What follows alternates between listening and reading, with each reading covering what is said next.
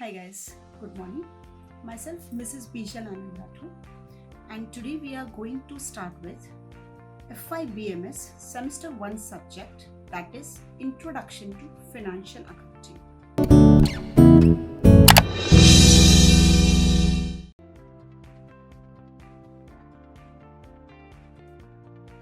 Very interesting subject as it's accounts, it's always interesting.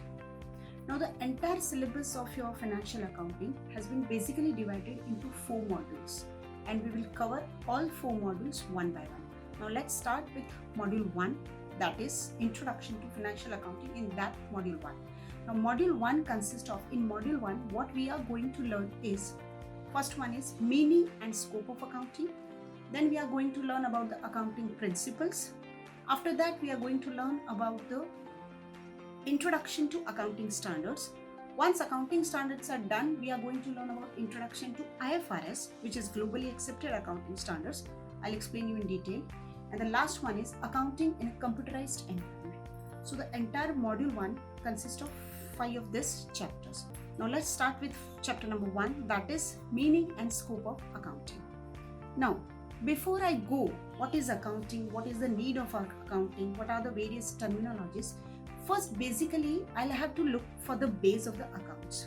Now let us understand, accounting is an advanced stage, or you can say accounting is a secondary stage. So before you reach to the secondary stage, you must learn what is a primary stage or what is the base of the account. So you must learn about what is bookkeeping and the need for the bookkeeping. Now before learning accounting, we should learn what is bookkeeping. So bookkeeping is nothing but, it is an art and science of recording and classifying all the business transactions which are happening during your accounting year into one set of books. So it just records and classify your business transactions in a set of books, in account books which you are maintaining. Now what are the objectives or a need for the bookkeeping? From bookkeeping what we come to know is that it becomes, first of all, we come to know about the date-wise transaction which has happened over the entire year, because all the transactions are recorded chronologically and as per the date-wise. Second, it becomes our permanent record for future reference also. Suppose in future we want to see about the past events on a particular date, we can refer those events through bookkeeping records. It is very useful for our income tax purpose. It is very useful to government also.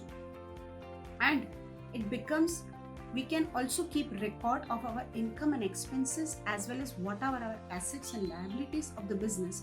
That also we come to know from our bookkeeping. Now let us jump to what is accounting. Accounting, as I earlier said, it is a secondary stage or it is an advanced stage of bookkeeping.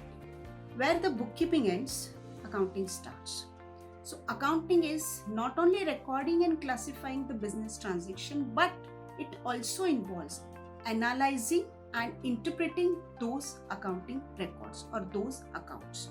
So it involves recording, classifying, analyzing and interpreting the financial transactions which has happened during the entire year.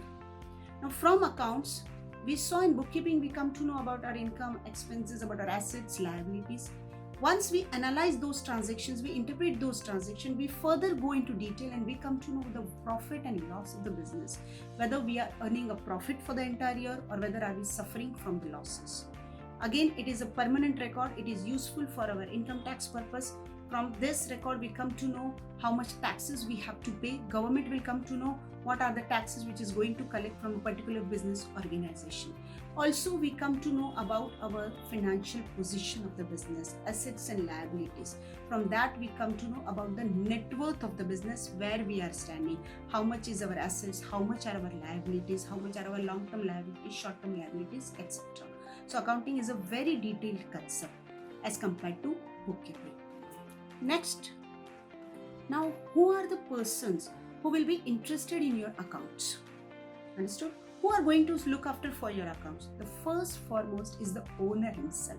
Now owner is the one who starts the business, as well as he brings money, he brings capital to the business to run the business. He is the one who will be very much interested. Why?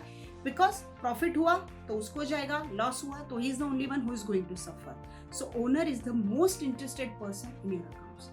After owner, the second person comes is your employees of the business. Now, employees are the one who work for the company. Now, owner starts the business, owner also works for the company, owner brings cash also into the business. But employees are the main manpower who works for the company, who works for the organization.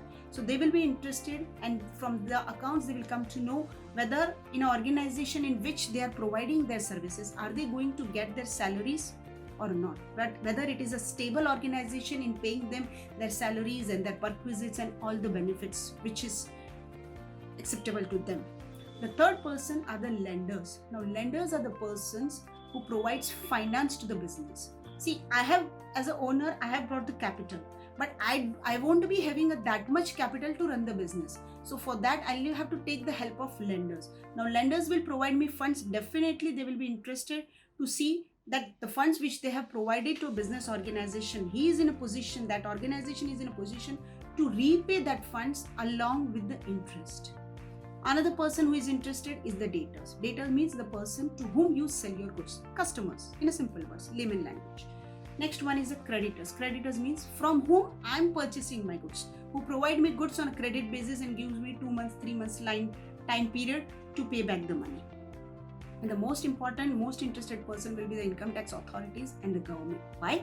Because they are the one who is going to collect the tax. So government will come to know how much tax, how much GST, how much service tax is that going to earn from that particular business. So these are the entities who will be interested in your accounts. Now, before we go further into accounting and everything, we must understand some basic accounting concept or some basic accounting terminologies which we normally use when we use the accounts, when we write the accounts, when we read the accounts. So the first one is transaction. Now, I earlier said it is a recording of a business transaction. Now, but what is a transaction? Transaction means, in a simple layman language, it means exchange of something between two persons. I am exchanging something with you. So that is called as a transaction. Now, further go into detail, transactions are of two types. It may be of a cash transaction or it may be a credit transaction. When I say it is a cash transaction, it means goods and services are exchanged for immediately in cash. If I'm buying you something, in return I'm paying you immediately cash for it. Okay, so it is a cash transaction. The other one is a credit transaction. In that, you are going to pay for the transaction but not immediately in cash. It is not immediate payment in cash, but later on, after a 15 days or a 1 month period of time, you are going to pay cash for it. So it becomes a credit transaction. Now we saw transaction means exchange of goods and services. So first we also have to learn what is a goods. Goods means any kind of tangible property which you can feel, which you can see, which you can touch, which is useful for your future reference. That becomes goods. Again, services means something which is intangible in nature, but you are taking the benefit of it. Say for consultancy services, doctorate services, lawyer services, they do provide services. You take the advantage of them, you take advice from them. So you cannot see the services, but you can feel the services, you can take experience of it. So these are goods, cash transaction, credit transaction, services, meaning of transaction. After that, we are also going to learn about what is my income, what is my expenses. Now, when I am exchanging goods, I am charging you money from it. So whatever the income which I am getting, whatever the profit, whatever the money I am getting, that becomes my income of the business. Income means the sales revenue generated from my operating activities of the business. And to earn that sales revenue, if I am paying something in cash, that becomes my expenses. Now, on the other hand, if your income is more than your expenses, it's a good sign. You are earning a profit. But it's not always the case. Sometimes your expenses may be higher than your income. When it's not a good sign, you are suffering a loss. So here we saw what is income, what is expense, what is profit, and what is loss, which are very most important terms for the business organization. After that, we come to our assets and liabilities. Now, assets means some tangible property or an intangible property on which I have the ownership. I am owing that ownership. I am owing that property. On the property on which I have my ownership, that becomes my asset. On the other hand, liability means something which I owe to others. I owe to outsiders. I have to pay the money to the lenders, to the financial institution, to the banks from which I've taken for my business purpose. That becomes my liability. Now this liability may be a short-term liability which may expire within a year. It may be a long-term liability, say a loan or a housing loan or a business loan, which may take 2 to 3 years or 5 years down the line you are going to pay. Now some liabilities are called, very important to see, contingent liabilities.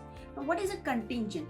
Meaning of contingent liability is what? Some liabilities are like, today as of now, you are not totally aware whether that liability is going to occur in future or not.